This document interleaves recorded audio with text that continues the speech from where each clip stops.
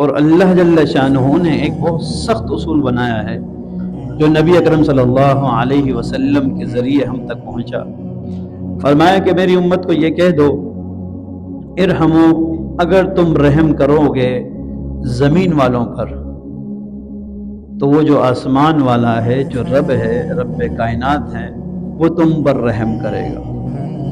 اگر تم زمین والوں پر رحم نہیں کرو گے تو وہ تم پر بھی رحم نہیں کرے گا۔ اس بات کو اپنی زندگیوں میں کب دیکھنا چاہیے؟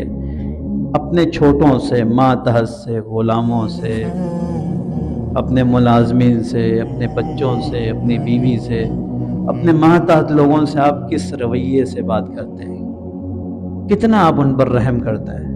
کیا آپ کا بات کرنے کا لب و لہجہ کیا ہے؟ آپ کا انداز کیا ہے؟ بس آپ اس کو مد نظر رکھیں۔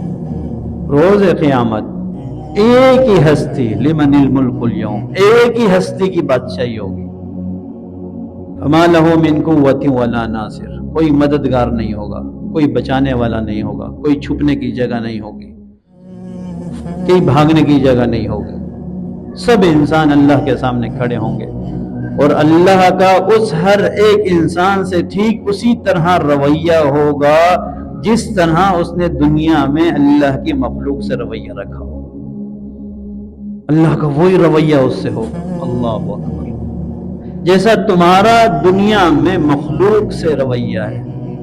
ایک بہت سخت بات بتاؤں، عام آپ سنتے ہوں گے، اللہ جل شانہ فرماتے ہیں یہ جو مخلوق ہے یہ میرا کنبہ ہے، میرا کنبہ ہے یہ، اگر تم اس پر رحم کرو گے بروز قیامت میں بھی رحم کروں گا، دنیا میں بھی کروں گا۔